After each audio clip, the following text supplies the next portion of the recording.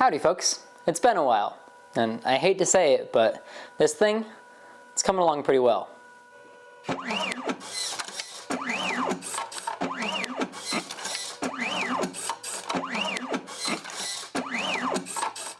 As you may have noticed, I took a long break from the project following some annoying engineering challenges. My apologies for the radio silence during that time, but I'm happy to report that we're back up and running and we're making progress, so let's dive in. First of all, most of the parts you see here are still being revised every now and then. For that reason, I'm not printing duplicate copies of the same part until the design is finalized.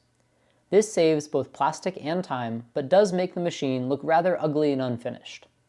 All the messy wiring and haphazard parts will be tackled once the machine's mechanics are fully dialed in. Speaking of which, I want to give a quick overview of how I see this being used. You first load unsorted cards face up into the back of the machine. There is space between the two columns for a little less than 2,000 cards. Once loaded, the platform raises up until the cards hit a limit switch near the top of the machine. At this point, the camera above captures an image and determines which basin the cards belong in.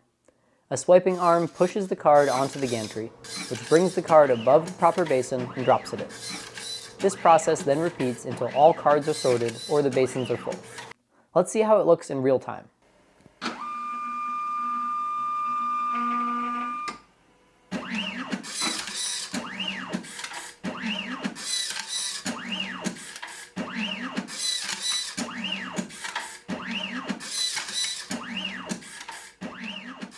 Now, you may have noticed some issues right off the bat. First of all, there's nothing keeping the input stack stationary as they move upwards, meaning that cards could potentially slide backwards out the back and cause issues. I'm planning to add a sort of tall gate back here to keep that from happening. Should be easy enough. Next, the swipers will occasionally pick up more than a single card or fail to grab one. I think this is primarily affected by two variables: the stiffness of the rubber and the amount of pressure the swiping arm exerts. I'll be playing around with these two variables to see if they alone can fix the issue for now. The last thing I want to talk about here has to do with the catch basin design. The two little tabs near the rear have been occasionally catching cards at an angle, preventing the proper settling of the stack. I'll fix this by raising those tabs and giving them a chamfer so that the cards don't get hung up. Otherwise though, the springs that I talked about in my last video work great.